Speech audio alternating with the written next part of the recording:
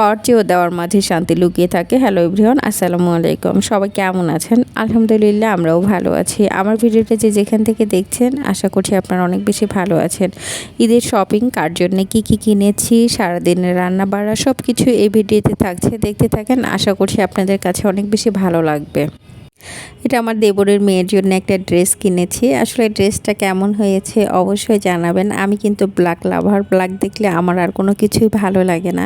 আমার কিন্তু ব্ল্যাক অনেক বেশি পছন্দ, আর এই ব্ল্যাক জামাটা দেখার পরে আমার কাছে অনেক বেশি ভালো লেগেছে।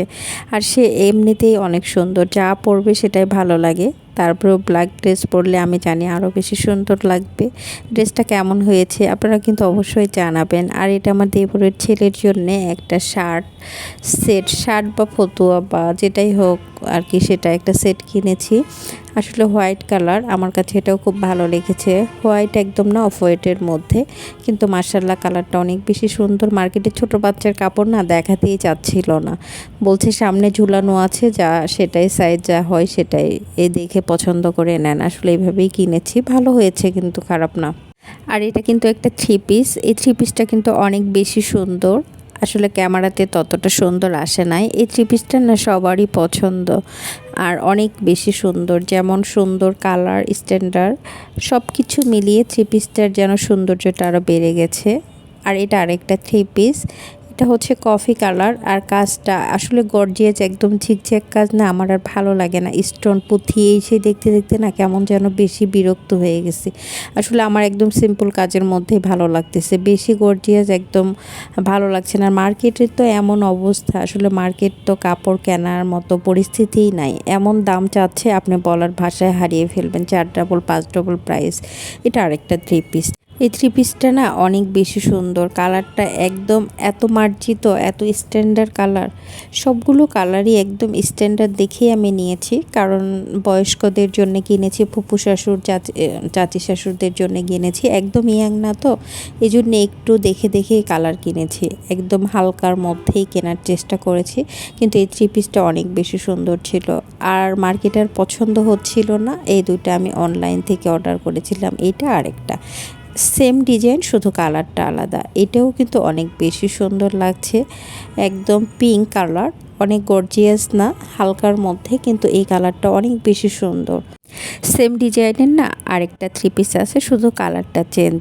এই দুটো একই কিনেছি অনলাইন থেকে। আসলে তারপরেও কাপড় দুটার কালার, কোয়ালিটি সব মিলিয়ে আমার কাছে অনেক বেশি ভালো লেগেছে। আসলে অনলাইনে কিনলেও কিছু কিছু কাপড় নিয়ে মনের মধ্যে শান্তি কাজ করে, আবার কিছুগুলো না। এই থ্রি পিসটাও অনেক বেশি সুন্দর ছিল। আর এটা হচ্ছে একটা পাঞ্জাবি। আসলে ওভার সাইজ পাঞ্জাবিগুলো না অনেক বেশি কালার কোয়ালিটি পাওয়া যায় না, খুঁজে খুঁজে নিতে হয়। এটার একটু সাইজটা ওভার ছিল, 46 সাইজ। এই সাইজগুলোর কালার পাঞ্জাবি পাওয়া সব মিলাই আর কি একটু টাফ হয়ে যায়। আবার পাওয়া গেলেও না কালার পছন্দ হতে চায় না। এটা একটা সেট ছিল, পাঞ্জাবির সাথে ট্রাউজারও ছিল। আসলে নর্মাল সাইজগুলো অ্যাভেলেবেল পাওয়া যায়, ডিজাইনের অভাব থাকে না। এটাও একটা কালার ছিল। এটা হচ্ছে আমার এক ফুপা শ্বশুরের জন্যে, ওটা আরেক ফুপা শ্বশুরের জন্যে ছিল। এটা হচ্ছে কাকুর জন্য ছিল, মানে আমার চাচা শ্বশুরের জন্য এই পাঞ্জাবিটা ছিল, সাথে একটা ট্রাউজারও ছিল। দুইটা একই ডিজাইন ছিল, পরের দুইটা শুধু কালারের চেঞ্জ ছিল, কিন্তু খুব ভালো ছিল। আমার মার্কেটগুলো কেমন হয়েছে অবশ্যই আপনারা কিন্তু কমেন্ট করে জানাবেন। আর এদিকে আপুরা চলে যাবে বাসায়, আপু রান্না বাড়া করছিল। এখানে মুরগি ভিজিয়েছিল, সব কিছু কেটে নিয়েছে। এখানে গরুর মাংস রান্না করবে। এখানে ছোট মাছের জন্য ভাজি কেটে নিয়েছে। এখানে ডাল ভিজেছে, এখানে পুঁটি মাছ ভিজিয়েছে।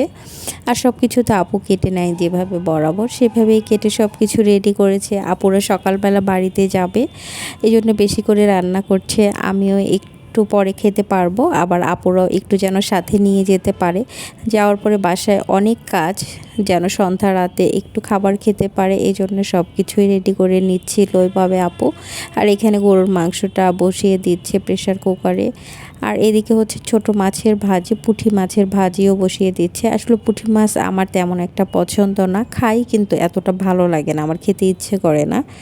আপু এখানে ছোট মাছের ভাজিতে টমেটো দিলে তো স্বাদটা বেড়ে যায়। আর আপু কিন্তু হাত দিয়ে মাখায় ছোট মাছের ভাজি, আমি কিন্তু কখনো মাখাই না। আর আমি মাখালেও আগে একটু আলু দিয়ে বেশিরভাগ আমি তো ভাজি করি, খুব কম সবজি দেই। চিংড়ি মাছের মধ্যে একটু বেশি সবজি দেই, আর কিন্তু এমনিতে অন্যান্য মাছের সাথে আলুই বেশি দেই। আলুটা সুন্দর করে একটু লবণ দিয়ে মেখে নিয়ে তারপরে সব কিছু দেই। আমার না সব কিছু দিয়ে মাখাতে একটু ভয় করে, এই জন্যে করি, মাখাই না ওইভাবে।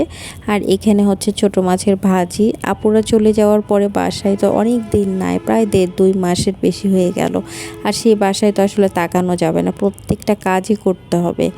আর কাজের মানুষ তো সময় মতো পাওয়াও যায় না। আসলে দূর থেকে জার্নি করে রোজা রেখে যাওয়ার পর সারাদিন কাজ করলে ক্লান্ত হয়ে যাবে।